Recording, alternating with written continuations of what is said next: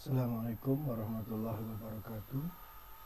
Selamat pagi dan salam sejahtera untuk kita semuanya. Syukur kepada Allah Subhanahu wa taala.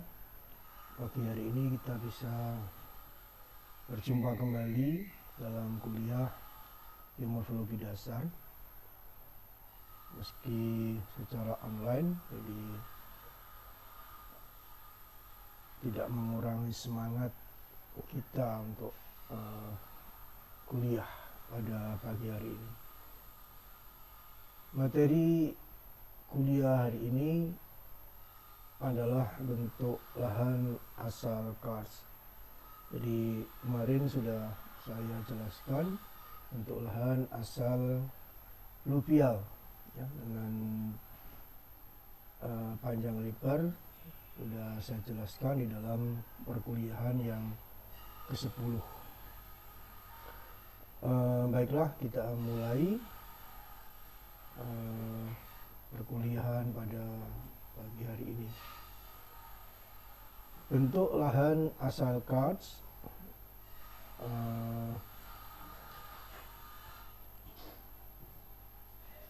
adalah bentuk lahan yang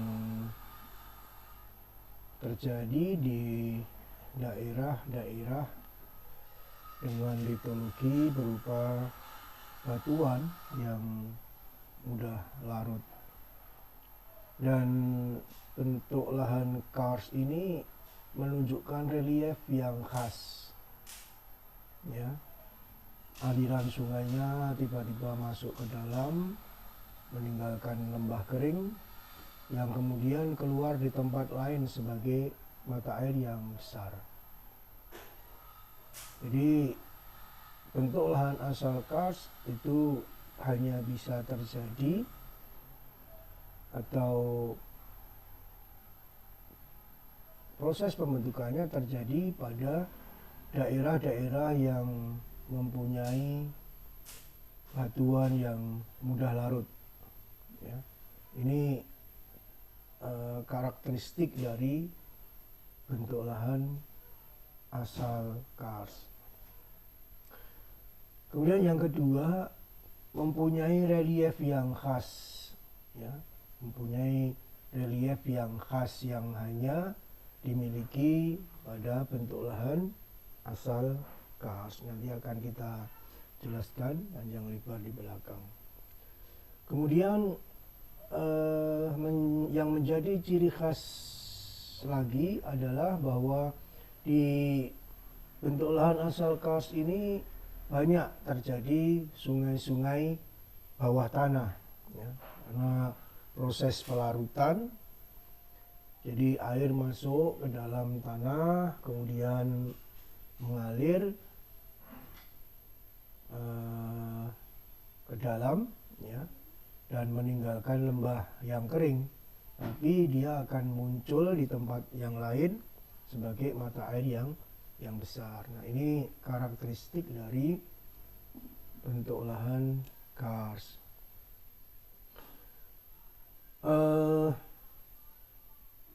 Genesis atau proses pembentukan bentuk lahan asal kars atau bentang alam kars ini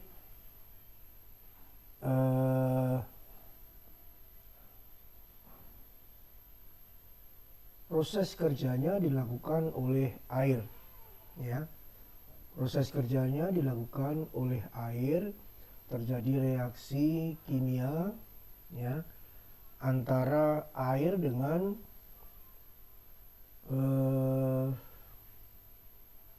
unsur-unsur yang ada di batuan, ya. Nah, meskipun secara umum, ya, pelarutan ini karena kerja oleh air, tapi tidak menutup kemungkinan juga terjadi secara mekanik, ya.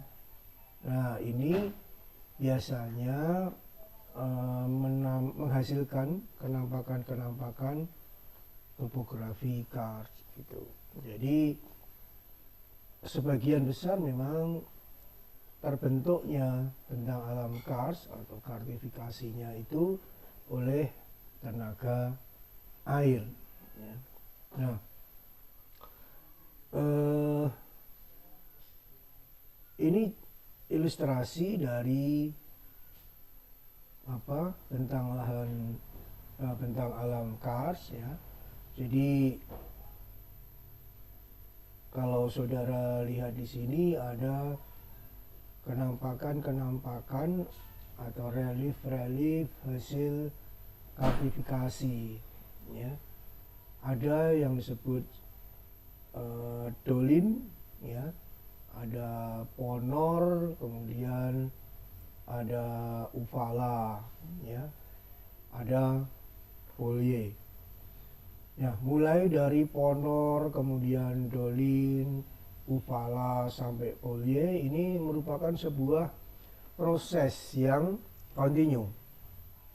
Jadi ketika terjadi proses pelarutan, maka tidak serta-merta akan langsung terbentuk yang namanya polye, misalnya seperti ini ya.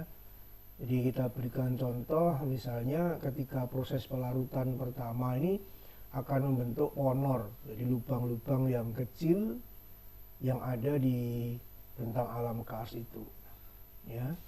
Nah, dari ponor ini akan terus mengalami perkembangan ya, pelarutannya semakin intensif, kemudian lubang-lubangnya semakin besar ya. Nah, akhirnya membentuk yang namanya dolin. Jadi dolin itu perkembangan lebih lanjut dari ponor ya, yang awalnya lubangnya kecil, kemudian karena proses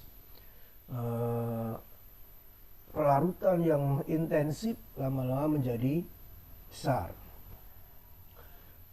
Nah, dolin ini juga akan terus mengalami perkembangan ya, akan mengalami perkembangan, proses terus berlangsung secara intensif, maka akan membentuk yang namanya ufala ya, ufala seperti ini.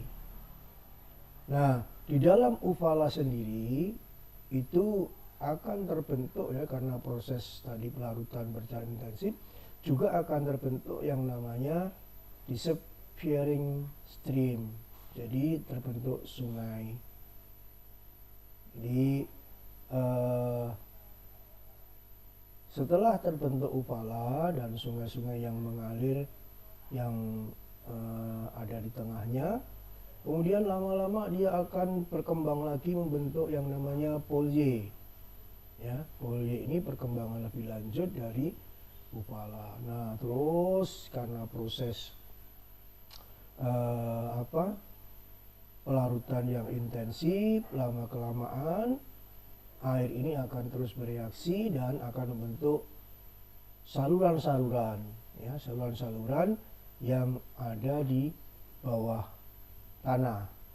Nah, kemudian muncullah di sini mata air ya, yang kemudian dia akan mengalir ke luar ya, muncul lagi di permukaan tanah. Nah, ini proses kartifikasi mulai dari terbentuknya ponor sampai nanti terbentuknya sungai-sungai bawah tanah. Bahkan tidak menutup kemungkinan itu akan terjadi yang namanya gua-gua bawah tanah. Nah, tadi di depan juga sudah saya jelaskan bahwa akan membentuk relief-relief yang khas gitu ya. Nah, kita bisa lihat di gambar ini, contohnya misalnya adanya Kars Tower ya, Kars Tower. Jadi adanya puncak Kars gitu ya. Kemudian adanya Kars Cone nih. Kemudian adanya cave in Kars Tower. Jadi adanya gua-gua yang ada di Kars Tower ya, di puncak Kars ini membentuk adanya gua-gua. Nah, ini yang tadi saya katakan membentuk relief-relief yang khas, yang yang tidak ada pada bentuk lahan yang lain. Kemudian secara ilustrasi juga kita bisa lihat di sini kalau secara blok diagram ya, jadi bisa kita lihat bahwa di daerah Kars ini terbentuk adanya misalnya sinking stream ya, kemudian collapsing ya, kemudian spring itu mata air, adanya sinkhole, solutional valley ya. Ini salah satu apa istilahnya, karakteristik yang khas yang ada di bentang alam Kars. Jadi sinking stream, jadi sungai yang tadi mengalir di bawah tanah, kemudian sinking yang collapse, jadi sungai yang ada di bawah tanah kemudian bagian atasnya mengalami runtuh, kemudian akan membentuk misalnya seperti ini ya, sungai-sungai yang muncul di permukaan. Kemudian adanya spring, munculnya mata air. Kemudian ada juga lembah hasil solusional, lembah hasil dari pelarutan. Nah, kemudian yang tidak kalah pentingnya yang perlu saudara ketahui, morfologi ya yang ada di blok diagram ini bisa dipresentasikan dalam peta topografi ya. Jadi Anda akan mengetahui peta topografi daerah Kars itu juga punya karakteristik yang khas. Jadi berbeda dengan peta-peta topografi yang mempresentasikan atau menunjukkan bentuk lahan selain Kars. Jadi dia punya karakteristik yang khas pokoknya ya untuk morfologinya. Nah, ini juga secara blok diagram ya, kita bisa lihat morfologi yang ada di daerah Kars ya, atau daerah Kapur. Jadi seperti ini. Ini kalau kita lihat dari blok diagram atau irisan dari penampang batuannya ya. Jadi ada apa istilahnya, retakan-retakan juga atau diaklas ya, kalau dalam istilah Kars itu retakan itu namanya diaklas. Nah, ini kalau kita lihat pelarutan batu gamping ya. Nah, ini terjadi di daerah Kapur ya. Jadi air hujan yang jatuh kemudian bereaksi dengan unsur-unsur yang ada di dalam batuan ya. Ini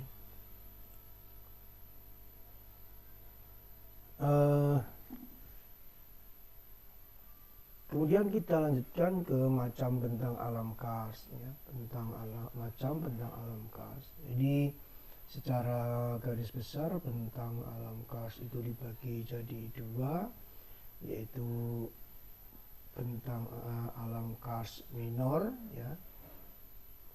Ini tidak teramati di peta topografi, atau kalaupun bisa memang sulit ya untuk interpretasinya. Kemudian yang kedua adalah mayor. Nah, ini bisa terlihat di peta topografi, foto udara maupun citra satelit ini.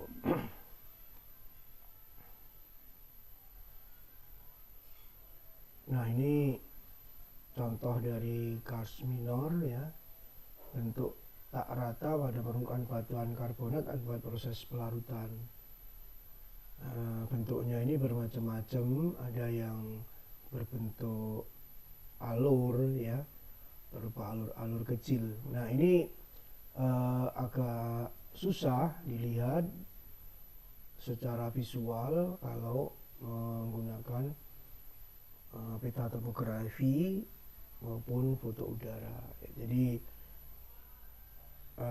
sangat susah, meskipun juga tergantung dari kejelian si interpreter. Itu yang minor. Nah ini juga adanya celah pelarutan yang terbentuk di permukaan dapat diakibatkan oleh bertemunya ranel-ranel. Jadi alur-alur tadi bisa bertemu ya, alur-alur tadi bisa bertemu, dan dalam prosesnya dia dapat membentuk ya semacam celah ya. Jadi membentuk celah-celah akibat adanya bertemunya ranel-ranel dalam proses pelarutan. Kemudian ini juga pada karst minor ya, adanya alur pada permukaan yang memanjang membentuk parit ya, membentuk parit. Parit karst merupakan perkembangan dari karst split yang memanjang. Nah, ini banyak kita jumpai di daerah-daerah kapur. Ini juga karst minor, phytokarst, permukaan yang berlekuk-lekuk dengan lubang-lubang yang saling berhubungan, terbentuk karena pengaruh aktivitas biologis ya. Jadi ini lebih disebabkan karena adanya aktivitas tumbuhan ya kalau ini. Nah kemudian masuk ke karst mayor. Nah ini contohnya adalah tadi yang sudah kita sebutkan, ada dolin atau sinkhole atau surupan dalam bahasa yang lain ya. Jadi sebuah depresi yang sangat besar ya, tertutup hasil pelarutan dengan diameter mulai di beberapa meter sampai beberapa kilometer. Jadi sangat lebar atau sangat luas. Bahkan kedalamannya bisa sampai ratusan meter, dan bentuknya itu bisa bundar atau lonjong. Jadi tidak seperti yang kadang kita bayangkan bahwa dolin itu hanya sebuah depresi yang kecil ya, tapi kalau itu sudah terjadi di alam bebas memang ukurannya luar biasa. Jadi tadi ada yang hanya beberapa meter, tapi bahkan ada yang sampai berkilometer. Jadi ini kalau kita lihat ya, saudara bisa lihat, ini adalah dolin ya, atau sinkhole ya, atau sinkhole lubang. Nah ini proses pembentukan dari dolin ya. Jadi adanya solution sinkhole, jadi adanya proses solusional pelarutan dari sebuah sinkhole, sebuah lubang, sebuah cekungan yang lama-kelamaan ya dia akan runtuh sehingga membentuk sebuah depresi yang sangat besar ya. Ini yang tadi kita sampaikan, bahkan dia bisa membentuk adanya sungai bawah tanah. Nah ini proses terbentuknya karst mayor dalam pembentukan dolin. Nah ini Uvala ya, ini ada di Gunung Kidul ya, di Mulu Gunung Kidul yang memang daerahnya merupakan daerah karst, jadi Uvala. Nah, ini juga sangat luas dan sangat besar, bahwa membentuk sebuah lembah yang sangat besar, ya. Nah, ini proses pembentukan secara berurutan, ya. Jadi dari ponor, ya, tadi sudah kita sampaikan, ponor, kemudian dolin, ufala, dan terakhir ini adalah polye. Ini yang sangat besar sekali.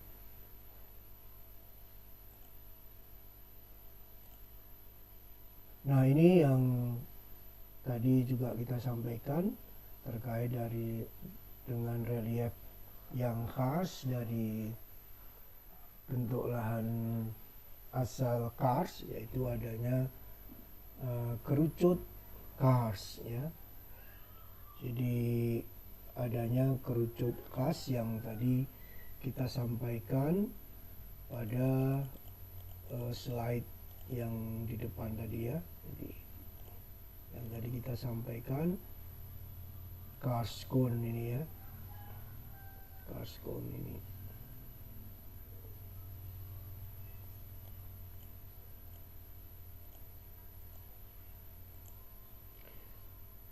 Bukit kars yang terbentuk kerucut berlereng terjal dan dikelilingi oleh adanya depresi. Jadi ini adalah bukit kars, ya, bukit kars bentuknya seperti kerucut, dia punya lereng yang terjal, ya.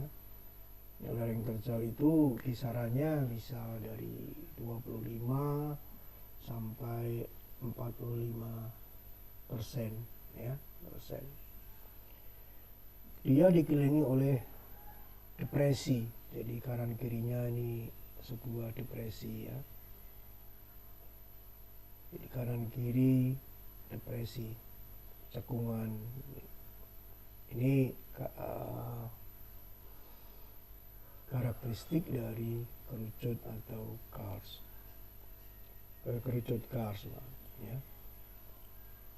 Nah, ini yang tadi juga kita sampaikan, menara kars atau kars tower, ya. Saudara bisa lihat membentuk sebuah bukit sisa pelarutan, ya, dan hasil dari erosi yang membentuk sebuah menara, ya. Jadi tinggi-tinggi sekali ini dan lerengnya sangat terjal, bahkan bisa tegak, ya, tegak, terpisah dengan satu dengan yang lainnya dan dikelilingi oleh dataran aluvial. Sudah bisa lihat secara ilustrasi, secara gambar, ini adalah kars tower, ya, menara karsnya. Ini dia mempunyai relief yang kasar dengan kemiringan lereng yang tinggi, ya. Di sini sudah kita sebutkan lereng yang terjal dan tegak. Nah, ini yang juga kars mayor, jadi adanya gua atau cave, ya, cave, karst cave, ya, ruang bawah tanah yang dapat dicapai dari permukaan dan cukup besar bila dilalui oleh manusia. Nah, proses terbentuknya karst cave ini atau gua kars ini sebenarnya juga hasil dari proses pelarutan, ya. Jadi yang tadi awalnya dari ponor, kemudian dolin, kemudian ufala, itu akhirnya lama kelamaan dia membentuk sungai bawah tanah, kemudian terus mengalami pelarutan dan lama-lama bisa terbentuk gua bawah tanah. Kemudian nah, ini contoh, ya, jadi adanya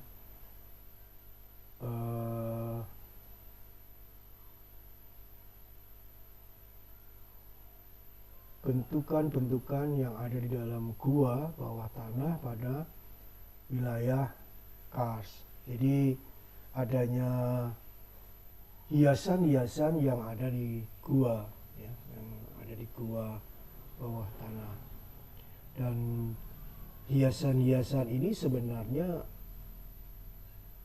merupakan proses pengendapan dari CaCO3 ya, yang terjadi di dalam tanah ya, dalam proses pembentukannya. Jadi adanya misalnya batuan yang seolah-olah ada struktur alirannya ya, jadi bluestone, kemudian ada yang menggantung ya, yang disebut dengan stalaktit, jadi dia membentuk semacam apa ya, gigi ya, gigi bagian atas kalau kita ilustrasikan dengan manusia, jadi gigi-gigi yang atas, jadi dia menjuntai ke bawah. Tapi juga ada yang menjuntai ke atas ya, yaitu yang namanya stalagmit. Jadi seperti ini. Yang ini adalah stalaktit yang menjuntai ke bawah. Kemudian ini yang stalagmit. Nah, biasanya ya, antara stalaktit dan stalagmit ini mempunyai posisi yang apa istilahnya, satu tempat ya. Jadi ketika air melarutkan batuan dari atas, ini unsur-unsur batuan dari atas, dia menetes ke bawah. Nah, kemudian terus karena lama prosesnya, hasil tetesan tadi juga menumpuk, akhirnya bisa tinggi. Jadi posisinya itu hanya atas bawah saja, satu garis, ibaratnya seperti itu. Kemudian selain itu ada juga membentuk kolom-kolom ya. Jadi membentuk semacam tiang-tiang yang bulat ya, kolom-kolom.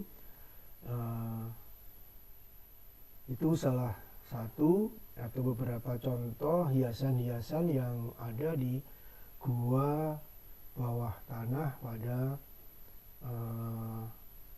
bentuk lahan asal kars. Nah, ini memang tadi di awal juga sudah kita sebutkan mempunyai karakteristik yang khas ya, relief yang memang khas, yang hanya dimiliki pada daerah kars, tidak dimiliki oleh daerah yang lain. Itu penjelasan saya terkait dengan bentuk lahan asal kars ya. Jadi mudah-mudahan ini bisa dipahami, dan untuk memperkaya pengetahuan Anda ya, silahkan Anda bisa membaca lebih banyak lagi di buku-buku geologi ataupun di buku-buku geomorfologi, serta mungkin Anda bisa browsing di internet ya, yang sangat banyak sekali terkait dengan penjelasan tentang lahan kars ya. Nah, ini yang bisa saya sampaikan kuliah pada pagi hari ini. Mudah-mudahan bisa dipahami dan bisa dipelajari dengan sebaik-baiknya. Sekian, terima kasih. Assalamualaikum warahmatullahi wabarakatuh.